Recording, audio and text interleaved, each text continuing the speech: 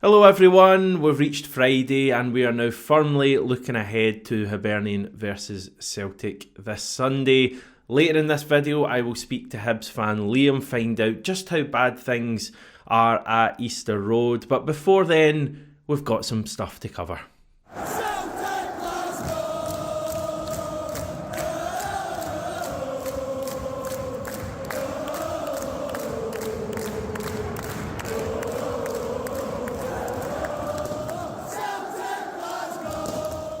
A great reaction to having John on Celtic A.M. yesterday, making his long-awaited return to Celtic YouTube.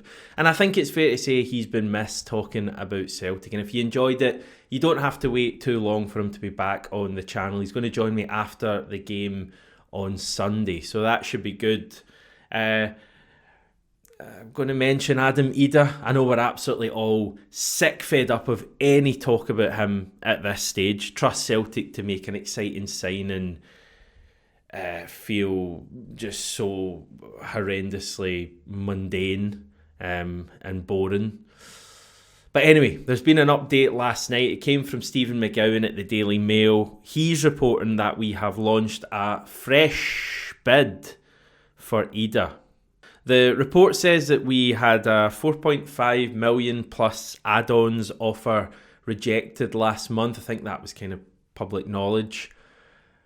Not sure why it's taken so long since then for the next real update on it. But sources at Norwich have now confirmed to Mail Sport that Celtic have gone back in for Idah. Talks are said to be ongoing. Interestingly, the next paragraph says Norwich are said to want a package of around £6 to £8 million. Now that would include add-ons and all that kind of stuff, so I guess they are going to form part of this deal, as they do, I would assume, with virtually every transfer deal at this stage. It's not like FIFA where you just offer the money up front. It's not even called FIFA anymore. I'm so out of touch, haven't I? I've not actually played it in years. They probably do have installments and all of that stuff in FIFA or whatever it's called these days. Anyway, Adam Idah, 6 million, 8 million. To be honest, if it's 8 million and that includes add-ons and stuff like performance-based incentives, then 100% I would go for it. I think Brendan Rodgers wants them. We have the money, and we're kind of guaranteed to have a striker who's going to do really well for us and only going to get better as the years go on. And if Adam Idah has a season like he had the 6 months there, then in a year's time he's going to be worth far more than 8 million. So it's just a no-brainer for me. I know there's a lot of talk about Bojan Miovski, and by the way, it seems like he's signing for Girona, who are a Champions League club, and we all know how this story will continue in the Champions League this year when they play us, inevitably. But I think he's a great player, really good player, and you can see that going for Aberdeen to Girona is the third in La Liga last year. Hell of a move. But I think the big thing between Idah and Miovski for me is, like, we don't know for sure how Miovski would handle playing for a club like Celtic. We know with Idah, we've got 5 months of evidence of Idah rising to every challenge at the club and scoring big goals in the biggest of games we play domestically. So I have no doubt that Idah will continue to rise to these challenges and exceed expectations if he does join the club permanently, Champions League, etc. Again, people might look at that and think he's not a Champions League player. I wouldn't write Adam Idah off. I think he's a hell of a player, and I really hope we sign him. The manager wants him. I mean, if it's £6-7 million, just go for it. We have the money. Get him in. End this drawn-out saga and let us move on to other targets. So that's my thoughts on it. But yeah, get it done soon, please. He wants to come. The club want to sign him. Brendan Rodgers wants him. We have the money, etc., etc. In other news, rather predictably, Ben Doak's name has come up, and much like the Owen Beck, they've all got short names, don't they, these Liverpool youngsters? Owen Beck, Ben Doak. Much like the chat with Owen Beck last week, it's actually come from a Liverpool-based journalist. This time it's the Liverpool Echo's Paul Gorst speaking on the Redmen TV. And he's also linked us with another Liverpool youngster who seems to be highly rated.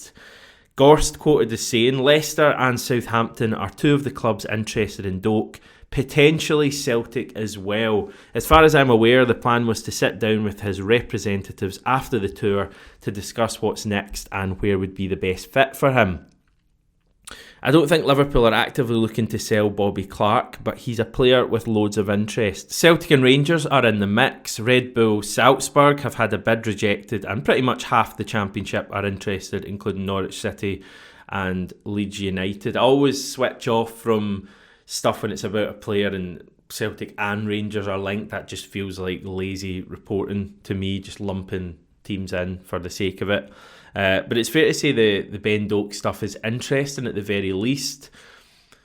I'm guessing that the general view, and I do share this to an extent, would be that as a club we shouldn't be developing other teams' players, especially one who was at us and has moved off. But he is pretty electric, and we know that, or we guess that Celtic are keen on a winger. That seems to be the thinking, that we'd want at least one winger to come in before the end of the window, and we know the club are very keen on loans as well. So I don't think this is one that's going to happen. Again, Celtic might just have been thrown in there.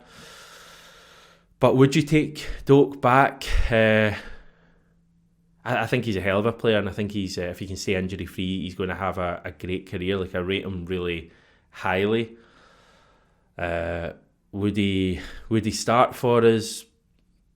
Well, we have Nicholas Kuhn in that position at the moment, don't we? Doak tends to play in the right, and Kuhn's not bad. James Forrest there.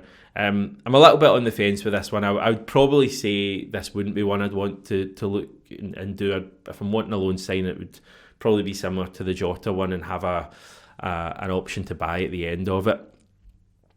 But, keep an eye on Ben Doak and we'll see what happens. Another wee bit to mention, and probably an ex-teammate of Ben Doak in the Celtic youth ranks, Dane Murray, set to join Queen's Park on loan. It's been said that Celtic want him to get out and get first-team football. He has struggled pretty badly with injuries over the last couple of years. What are we, like 3 years on from him playing? Probably, 3 years on from him playing in that first leg of the Michelin tie, thrown in after, was it Near Beaton was sent off. His career clearly hasn't progressed to the level we would want since then, but he's had a number of injuries. He's been spoken about quite highly by Brendan Rodgers in pre-season, but I mean, I doubt he's ever going to be a Celtic first-team player. I mean, we have so many other centre-backs who can't get near it at the moment that you would think would be of a higher level than Dane Murray. But we'll see how he gets on at Queen's Park. Good move for him. I'm sure he's going to go on and have a good career. Paulo Bernardo was unveiled to the media yesterday. And yeah, how good does that home shirt look, by the way? That was the first takeaway for me from this. What an absolute belter. To be honest, there wasn't anything earth-shattering from either his broadcast media press conference or even the fan media press conference. You can check that out above. The Celtic Exchange have posted that on their YouTube channel. And yeah, there's maybe a couple of wee things there about him staying in touch with the players over the summer and that kind of stuff. My big takeaway from the Paulo Bernardo press conferences, to be honest, was how good his English is. And I'd never really heard him speak, I don't think, or certainly I don't remember hearing him speak and do a press conference like this. Must have done them when he joined originally. But his English is tremendous, and I'm always brought back to a thing that Aaron Barton, the Portuguese football expert, told me a few years ago when we first signed Jota, and he was saying that that's a thing for all of these Portuguese players of that age. They all have a terrific grasp of English, and it must make moves to places like Celtic so much easier for guys like Jota and now Paulo Bernardo. Not having that language barrier, so he must fit right in at the club. I actually didn't think his English would be that good, so it's as good as mine, probably better than Stevie's, to be honest. Don't tell him I said that though. But he's going to fit in well this season, Paulo Bernardo, and I'm looking forward to seeing what he can bring. He could make his re-debut. No, I hate myself for even saying that. It was written down here, and I was going I was going to avoid it, but I decided to go for it. He could make his second debut. It doesn't work either because you only make your debut once. Could make his next appearance for Celtic, first appearance of the season, this Sunday at Easter Road against Hibs. Interesting to see if he features in that game at all. I don't think he'll start. What about Hibs though? Well, I'm delighted to be joined now by Liam from the Down the Slope Hibs podcast. Liam, I dread to ask this, but what's it like to be a Hibs fan right now then? I mean, there's definitely been better periods to be supporting the club, to be honest, Hamish. Not a great start to the season, clearly. Obviously, the League Cup defeat to Celtic Hearts and then losing 3-0 on opening day away at St Mirren, who had been playing in Europe on the Thursday nights. I think a lot of us went there on Sunday kind of full of positivity and hopes for a new season. But I think those hopes were kind of quite quickly sort of shot to bits on Sunday by what was a really poor second half performance. You were saying you I don't know if I should let people know this, but you did probably the angriest podcast you've ever done on Monday night. So things aren't great at the moment heading into this weekend. No. And actually, a lot of the frustration from supporters is not aimed at the players or the head coach. A lot of the frustrations are aimed more at sort of boardroom level, which I know is something you as Celtic supporters can probably relate to. But we in particular, I think are very frustrated at sort of a lack of activity in the transfer market over the summer window.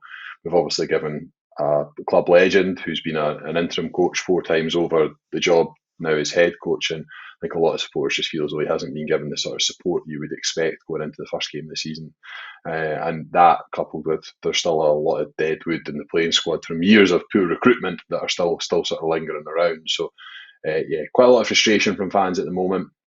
I think David Gray will get time, but maybe pressure will be sort of more aimed at those above him. Yeah, because I mean he's a club legend. He's about as big a club legend as you'd probably get at Hibs, given what he did at the club, but especially that goal that we quite liked as well, I should probably say. So he's come in as manager, and as you say, he's loved by the support. But generally, what was the feeling when he was appointed in terms of Nick Montgomery kind of came in with all these ideas, didn't last too long? Is David Gray who the Hibs support wanted when Montgomery moved on? I mean, it definitely wasn't unanimous. There was a lot of people who felt as though it was maybe a cheap option or, just not the right option. People that felt as though we needed someone more experienced. But I think whenever you appoint a club legend into that kind of position, there is a sort of an emotional takeover for a lot of fans where you just decide that emotions get the better of you and think, let's get behind it. I actually think even now, very early on stage, I think it's a smart appointment because I think what we needed was someone who really knew and understood the club and who could make an assessment on the players who were already in the door. Because one of the things I get really frustrated at, and given the level of turnover we've seen in managers in recent years, I mean, your listeners will all be aware of the level of turnover we've had in terms of managers, is there's this sort of piece of grace that's given to players when a new manager comes in. We need to make an assessment on the players when they come in. When actually the supporters can all tell you, and people who are already at the club can probably all tell you, there's a lot of players who's just not good enough to play for Hibs and probably not even good enough to play in this league, and therefore just move them on. And David Gray's got that advantage of having been around the club and having seen these players firsthand. That's interesting. So it's the same kind of players that are just there all the time and can't seem to do anything. There's a lot. I mean, in fairness, a lot of them are not seeing any minutes whatsoever at the moment, or there's guys that are sort of on the fringes of the first team who maybe get the odd minutes here or there. But I think he's made an assessment. I think most of the players, in fact, probably all the players that started at the weekend, I think most fans would be willing and prepared to give them time. Maybe not so much our Dutch centre forward Dylan Vente, who I don't know if you saw it, but missed from about 3 yards out. There's a lot of patience that's sort of waning with him because he was obviously quite a big money buy for us last summer, and it just hasn't really worked out for him so far. I thought he was a great signing when you signed him as well, because he had good kind of pedigree, and because you had Lafondra as well, didn't you? And I kind of thought he could get a lot of goals. You've got Martin Boyle is still there. He's always lively, always a threat. You've got an 18-year-old Rudy Molotnikov and Junior Hoylett as well, which is an interesting one. So Senior who's Hoylett, the danger as I'm man? calling him. He's not Junior Hoylett, he's Senior Hoylett. danger men. I mean, Molotnikov, I think, based on the activity that we're doing in the transfer market, I think one of the sad things is he might see sort of pathway to the first team blocked a little bit by the signing of the likes of Hoylett, because he's really impressed through pre-season, really robust but technically really sound 18-year-old who has been playing off the left but is right-footed and has got the capability to go down the outside or come in on his right foot and take a shot. I think he's impressed. Boyle had a really poor game against St Mirren, it must be said, but I think in parts of the League Cup group stages, he maybe looked like he was getting somewhere back to his best potentially. So don't want to go too early in terms of kind of ruling him out. The other one is we've signed or re-signed on loan Mikola Kukarevich, the Ukrainian striker who was with us a couple of seasons ago, who gives us that option in terms of he's got the height, but he's a bit more mobile than Dylan Vente. So not only can he sort of pin his man and take high balls, and he can also spin and go in behind. So I think that will, in a game where we're probably going to be made to suffer without a lot of the ball against Celtic, he'll give us that option and give us a bit more of an out ball than Vente might. So he'll start rather than Vente, you would think?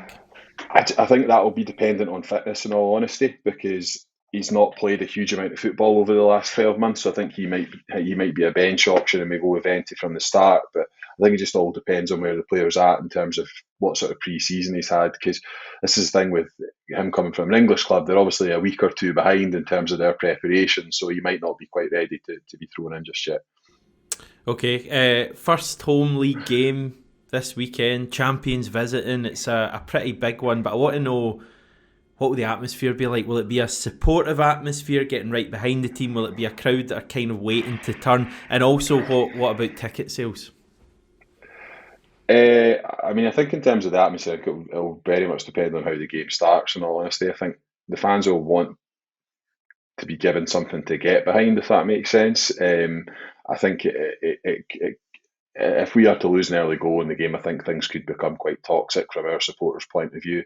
I think ticket sales look slow. Certainly, season ticket numbers, we would expect them, just based on underperformance the last 2 or 3 seasons, to be down, unfortunately. So I think there'll be not as many Hibs fans as we would like to be there. And obviously, the classic sort of 12:30 kickoff on a Sunday doesn't help matters either when it comes to ticket sales. But I think it's very much a case of wait and see for a lot of fans. We have quite often, when our backs are against the wall, produce good performances. So we lost 0 at St Mirren at home last season, and that was the game where Adam Idah, the following sort of Tuesday or Wednesday, that was the game where Adam Idah scored the 2 penalties. And that was a response from Hibs, because actually I think some of your listeners might not agree, but I think that was a pretty good performance from us, and I think we were quite unfortunate to not have got something from the game. So I think we live in hope, and I think there's very much a demand, I think, from Hibs fans when you're playing particularly Celtic and Rangers at home, that you get up and at them a little bit, and I think that's what we would expect a David Gray team to look like as well, quite robust, quite in your face, and challenging. I think that's my big hope for Sunday, is that we see a response. Okay, good record against us in Yeah. Leith. I think that Idah win was our first one under Brendan Rodgers. I know we had a few under Postecoglou, but I remember a defeat under Postecoglou as well. I remember a dull 0-0 draw. So even in that kind of team, it's always tough going to Easter Road. I read, so not fact check this, but what a mate of mine tweeted, that since we were promoted in 2017, we've always taken at least a point against Celtic at home every season. Wow. So not in every game, but every season. So I think a record certainly is better against you than, for example, Hearts' record against Rangers, where they very seldom get anything from those games. I would think that gives us something to cling to at the very least. Like our record's decent. We've turned in some really good performances, which have resulted in maybe getting a point or potentially even 3 points. And we've done that by being quite compact, defending quite narrow, which is how I'd expect us to set up on Sunday, and really just trying to hit you on the break at every opportunity. So I think that will probably inform a lot of the team selection as well. I think you'll look to have players in the final third who are maybe a bit more pacey and a bit more direct. Okay. Just finally, at the risk of stirring things up, what's the view of Hibs fans on the Celtic not getting the full South stand, because I'm always kind of interested. Obviously, as Celtic fans, we have this view, it's a shambles, empty seats, etc. But I'm always aware of it's not all about Celtic fans; it's about other teams' fans as well. And there's reasons maybe for why clubs are doing this. So, what's the kind of Hibs view? I mean, it's probably going to sound quite partisan of me to say this on a Celtic stream, but No, that's fine. I think most of the challenges that we've had really with fan behaviour or flashpoints that we have had in recent times have been when Rangers have come to Easter Road, Right. and that's been behaviour of our supporters at times. It's been behaviour of Rangers supporters, and I think there is a lot of kind of ill feeling that's built up over quite a long time in that fixture in particular, but also kind of relating to sort of fan behaviour. And we've been no angels through that. I sit in the East Stand where actually a lot of the stuff that's gone wrong has been located in that stand. So I've seen it kind of first hand. I think Hibs supporters were encouraged that the club have taken a step to do something about the issues with fan behaviour. But I also think, commercially, it's a really, at a time where, as I said to you, season ticket holder numbers are down. Supporter engagement isn't quite what it was maybe going back 3 or 4 years ago. I think it's a bit of a risky move from the club, in all honesty, just given what we know about the commercials. But I think it's one that, from a fan engagement point of view, might actually turn out to be a positive, because we might see maybe more control over some of the behaviour that's happened. And I think, going back to something that happened about 18 months ago now, when our owner passed away, and we had a minute silence to remember our owner, and the Rangers supporters kind of misbehaved during that minute silence. I think that, given it's still the same ownership group at the club, I think that for them would have been quite a difficult thing to have stomached. I think that has been a catalyst in us getting to this decision, which, I think we'll see in the fullness of time whether or not it works out. I think the ideal thing for Hibs is that we sell out the remaining tickets, but I think the reality is, looking ahead to Sunday, I don't think that's going to be the case for this weekend's fixture. Okay, fair enough. Liam, thanks so much for your time. Much appreciated. It's always good to get an insight on these other teams before we play them, and I don't know, we might catch up with Liam again next week, depending on how things go in that game. What have we got in terms of Celtic today? We'll have Brendan Rodgers' press conference, maybe get an update on transfers if there is an update to be had. I'll be reacting to that on tomorrow's video, doing a predicted 11 once we know the squad news, and taking a deeper look at the game, our record at Easter Road, etc. That video tomorrow will be available to members only. Remember, if you want to become a member and get an extra video per week, early access to some videos, you'll get all videos as audio-only podcasts and exclusive members-only live streams. There's so much going on. Why would you not want to do it? You can do that now. Become a member. Just check the description of this video. If that is the case, I'll speak to you tomorrow. We'll have a good time. If not, for the rest of you, I'll catch you after the game on Sunday with John.